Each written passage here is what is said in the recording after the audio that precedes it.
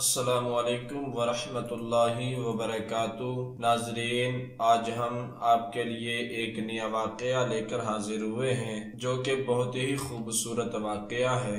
یہ واقعہ نماز گناہوں کو دھو ڈالتی ہے۔ حضرت ابو ہریرہ رضی اللہ تعالی عنہ سے روایت ہے کہ انہوں نے رسول اللہ صلی اللہ تعالی علیہ وسلم کو فرماتے ہوئے سنا، تم بتاؤ کہ اگر تم میں سے کسی کے دروازے کے سامنے ایک نہر ہو اور وہ اس میں ہر روز 5 مرتبہ غسل کرتا ہو تو تمہارا کیا خیال ہے کہ اس کا یہ عمل اس کے بدن پر موجود میل کچیل کو چھوڑے گا؟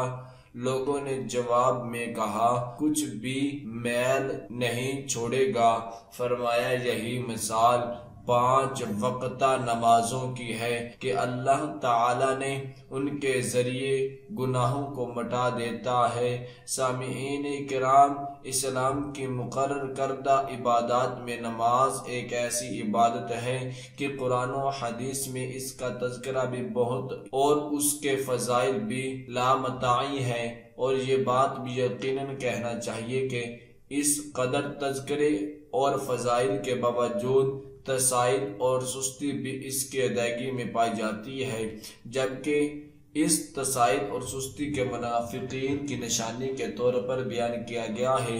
قرآن حکیم میں ہے، یعنی منافقین اگر نماز کے لیے کبھی آتے بھی ہیں تو سستی سے آتے ہیں، محبت و ذوق اور رغبت سے نہیں آتے۔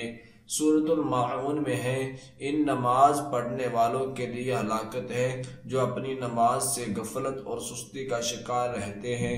قیامت کے بعد جہنم میں بھیجے جانے والے مجرموں سے پوچھا جائے گا کہ تمہیں جہنم میں کن بد عملیوں نے بھیجا ہے، تو وہ پہلی وجہ یہ بتائیں گے کہ یعنی ہم ان لوگوں میں شامل نہیں تھے جو نماز ادا کرتے تھے۔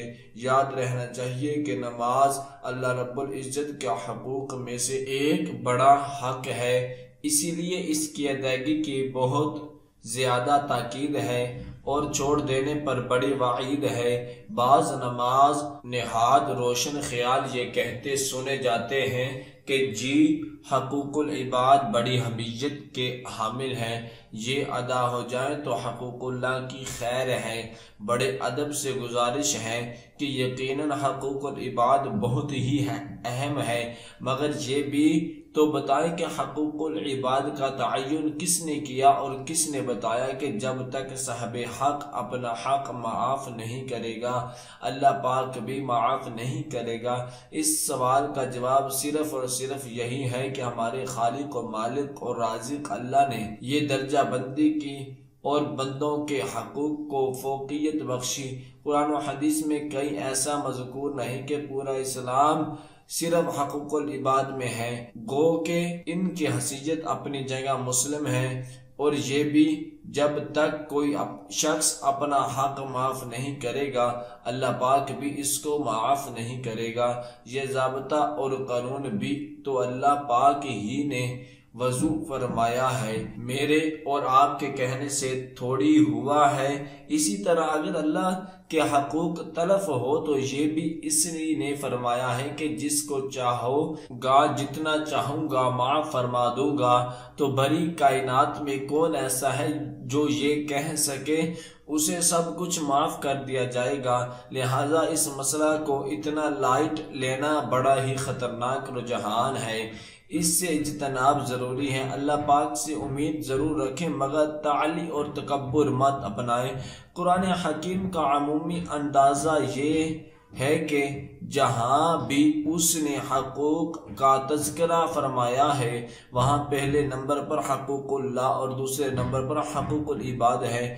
یہ گفتگو ہم نے آپ کے سامنے صرف اسی لیے رکھی ہے کہ ہمیں یقین ہونا چاہیے کہ نماز کی ادائیگی ایک مسلمان کے ذمہ سب سے بڑا اور پہلا حق ہے، اور قیامت کے دن سب سے پہلے نماز ہی کے بارے میں باز پرس ہوگی، اور حقوق العباد میں سب سے پہلے خون ریزی کا سوال ہوگا۔ اخوات الاسلام، زیر مطالعہ حدیث مبارک میں نماز 5 جگانہ کی ترغیب کا پہلو بھی ہے اور فضیلت کا بھی۔ محسن انسانیت تاجدار ختم نبوت صلی اللہ تعالی علیہ وسلم نے ایک حسی اور عام فہم مثال ہے سے ہمیں یہ بات سمجھائی ہے۔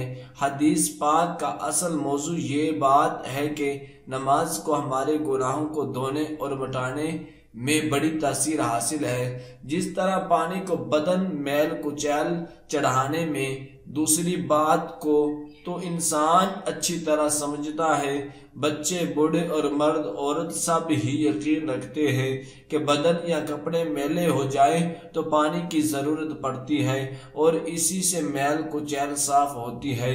یہی وجہ ہے کہ رسول اللہ صلی اللہ تعالی علیہ وسلم نے صحابہ کرام کے سامنے اسے ایک سوال کی صورت میں رکھا اور فرمایا، بتلاؤ کہ کسی نے دروازے کے پاس ہی ایک نہر ہو اور وہ ہر روز 5 مرتبہ اس میں نہاتا ہو تو کیا بدن میں میل کچیل بچ سکتا ہے؟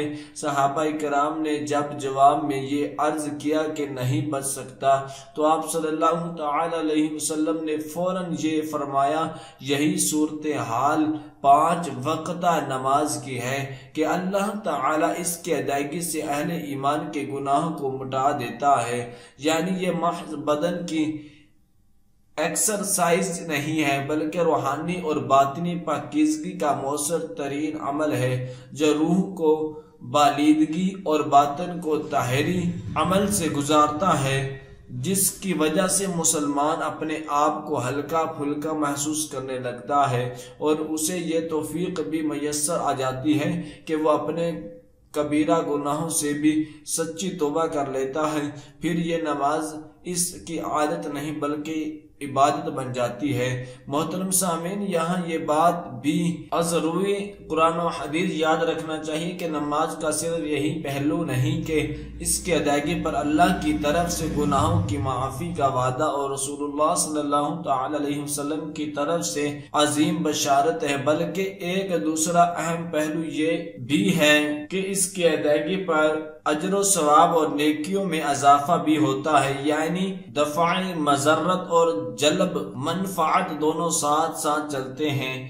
حدیث مبارکہ میں اسی بات کو یوں بھی واضح کیا جاتا ہے کہ ایک نماز کے لیے اٹھنے والے ہر قدم پر ایک گناہ معاف، ایک نیکی کا اضافہ اور ایک درجہ کی بلندی عطا ہوتی ہے۔ ہم تو مائل بے کرم ہیں، کوئی ساحل ہی نہیں، راہ دکھلائے کسے کوئی ریر و منزل ہی نہیں۔ حدیث مبارکہ میں ایک اور لطیف اشارہ بھی موجود ہے اور یہ رسول اللہ صلی اللہ تعالی علیہ وسلم نے اس نہر کے بارے میں جس میں وہ غسل کرتا اور نہاتا ہے فرمایا کہ وہ اس کے دروازے کے پاس موجود ہے۔ مطلب یہ کہ وہ خوش قسمت مسلمان جن کے گھر کے پاس محلے یا شہر کی مسجد موجود ہے، وہ 5 وقت باقاعدگی کے ساتھ مسجد سے بلند ہوتی اذان کو سنتا ہے تو لازم بنتا ہے کہ قطعاً سستی سے کام نہ لے اور قلب و روح کی طہارت کے لیے فوراً تیاری پکڑے۔ حی علی الصلاۃ اور حی علی الفلاح کا جواب اپنے عملی اقدام سے دے۔ جب وہ یہ کام کرے گا تو اللہ پاک کی بے پایا رحمت اس کو اپنے غوش میں لے گی اور یوں انشاءاللہ اس کے گناہوں کی معافی کا سامان ہو جائے گا۔ آخر میں ہماری گزارش اور استدعا ہے ان تمام مسلمانوں سے جنہیں فرامین قرآن اور ارشادات نبوی پر مکمل یقین ہے کہ وہ تہیہ کرے اور عہد کرے کہ وہ نماز کی ادائیگی میں سستی اور غفلت سے کام نہیں لیں گے، 5 وقتہ دریائے رحمت میں غوطہ زن ہوں گے اور گناہوں سے پاک ہونے کی بھرپور کوشش کریں گے۔ قرب الہی اور محبت رسول اللہ صلی اللہ تعالی علیہ وسلم کے حصول کے لیے تا حد امکان کوئی دقیقہ فروگزاشت نہ کریں گے۔ اللہ پاک ہم سب کو اس پر عمل کرنے کی توفیق عطا فرمائے۔ صدق اللہ العظیم۔